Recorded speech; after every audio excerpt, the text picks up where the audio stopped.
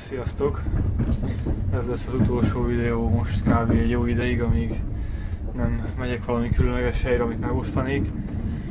Most már itt vagyok Magyarországon, úton Nagyvárad felé, haza a szülői ház fele, tehát még egyelőre nem megyek Kolozsvárra.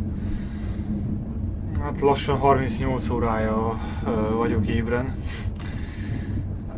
Igen, sajnos nagyon rossz alvó vagyok, nem tudok elaludni sem a repülőn, sem a vonaton, sem buszon, sem semmin, ami hangos és bármilyen neszt kelt, vagy mozog. Úgyhogy bármilyen álmos is voltam, nem tudtam elaludni a repülőn. De jó vagyok, szóval az utolsó videóban még akartam mesélni pár érdekesebb, vicces dolgot, hogyha még van hozzá energiám. Hát pont erről az álmatlansággal kapcsolatban. Hát olyan hangos volt a légkondi a kínai hotelben, hogy legelső éjszaka, amikor megérkeztem, már éjjel 4 óra volt, mikor végre ágyba bújtam, és kikapcsoltam a légkondit. Ez igazából olyan légkondi volt, amit melegíteni is tud, mert Pekingben ilyenkor tavasszal kb. Olyan idő van, mint itt, hanem még hidegebb, szóval azért kapcsoltam be, hogy fűtsön. Lefekszek nyugodtan az ágyba, és akkor valaki ilyenkor annyira felriadtam az ágyból, mint hogyha valaki itt van a szobában, vagy milyen jó Isten van, ki az, aki ilyen cumogó hangot, vagy nem is tudom, ilyen izét kiad. És akkor így szétnézek, persze tök fáradt voltam, mert akkor repültem Kuala Lumpurból Pekingbe.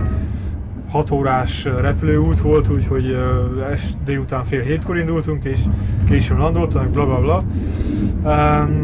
Ja, szóval későn értem a szállásra, és ja, hát a légkondi volt az, szóval ki kellett húzza a konnektorból, hogy ne adja ki ezt a cumogó hangot. És amiről még szerettem volna mesélni, az ugye most elég hosszú túrám volt, rengeteg ember, ilyen véletlenszerű utitárs került mellém. Ezek közül inkább csak azokról mesélnék most, akikkel nem beszélgettem, csak hogy konkrétan viccesek voltak. Hát legelőször, mikor Budapestről repültem Dubájba, akkor nem rosszul mondom, Dubájból repültem Kuala Lumpurba, akkor egy öreg kínai házas pár ült mellettem. Tehát én mindig folyosó melletti széket szeretek választani, mert onnan elég könnyű kibújni, nem kell várni arra, hogyha valaki elalszik, akkor felkelteni, vagy bármi, hanem amikor nekem jól esik, akkor felállok és kimegyek a WC-re, vagy kicsit megmozgatom magam, mert ugye 6-7-8 órás repülőutakról beszélünk, ilyenkor egy kicsit kell azért tornázni. Na és akkor mi történt? A néni az ült az ablak mellett, a bácsi az középen, ilyen 3 szék volt azon a soron. És akkor bácsi az aludt el egyfolytában, az öreg kínai, és mindig így, mint hogyha így hajtotta volna a fejét a vállamra. És mi a franc? Persze így kezesen próbálta kicsit meglökni, akkor megébredt, akkor látta, mi a franc, és akkor ez így 3-szor is megtörtént, nem tudtam már nevesek, vagy mi a francot csinálják vele. És akkor végre rájött, hogy hát igazából a feleség az a bal oldalon van, szóval inkább lehet, hogy az ő vállára kellett dőlni, nem az én vállamra. Hát igen, aztán jött később az utaskísérő, és azért is szerettek az Emirates-el repülni, mert általában kétféle kaja van, és hogyha vegetáriánus vagy, akkor előre jelezheted ezt, és kapsz külön vegetáriánus kaját. Tehát általában tudsz választani. És annyi volt a kérdése a stewardnak angolul, egy pasas volt, hogy melyik menüt kérik, a csirkét vagy a marhát. És ennyit se tudtak angolul. Tehát hihetetlen ezek a kínaiak. És végül a steward volt annyira okos, hogy kínaiul el tudta mondani ezt a 2 szót, és akkor elkezdtek nevetni, hogy milyen vagány, hogy tud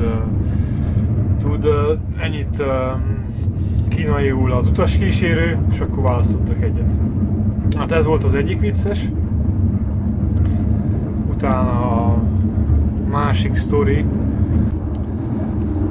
Mikor jöttem haza, mármint haza, Bruneiból ugye egy napos túrán voltam, és akkor Bruneiból jöttem visszafele Kuala Lumpurba. Mellettem ült, megint ugye folyosón ültem, mellettem ült egy 60 körüli öreg indiai pasas, és mellette pedig egy 40 körüli indiai. Hát nem akarok rasszista lenni, meg nem vagyok rasszista, de ezek kínai, meg indiai, hogy ott van körülötted ilyen utazások során, akkor az sokszor megtörténik, hogy abból baj lesz. Már itt úgy érte baj, hogy nem túl tisztelettudóak, hanem eléggé pofátlanul tudnak viselkedni sokszor. Nem nagyon foglalkoznak azzal, hogy ki az, aki mellettük ül, ki az, aki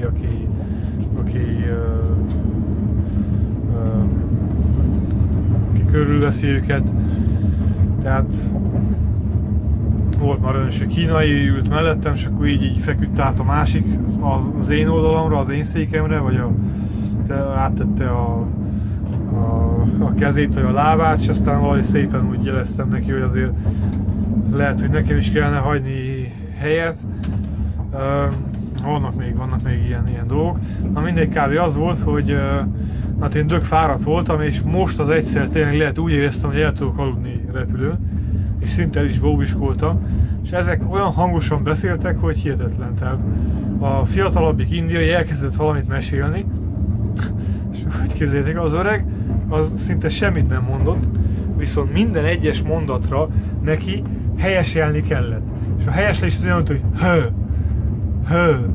hö, és akkor így az egyfajta mondott valamit, és akkor épp, hogy megállt egy pillanatra, és akkor és akkor azt hittem, hogy megbolondulok, mert ez egy 2 óra 10 perces repülőút volt, és akkor ez végig így működött, és akkor most képzeld el, hogy órán keresztül melletted levő öreg faszi egyfolytában azt mondja, hö. Hát ez hihetetlen volt, és aztán amikor szálltunk le, akkor ugye mivel én ültem kívül, én álltam fel legelőször, és akkor az öreg indiai mindenképp be akart vágódni elém.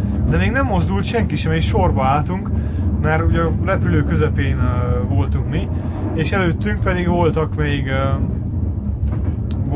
mit tudom én, jó 30-40 ember, aki még lassan kikászálódott a repülőből, de ez őt nem érdekelte, ő le akart nyomulni minden áron. És akkor ránéztem, hogy most miért kell annyira tolakodni, mi is leszállunk a repülőről mindjárt.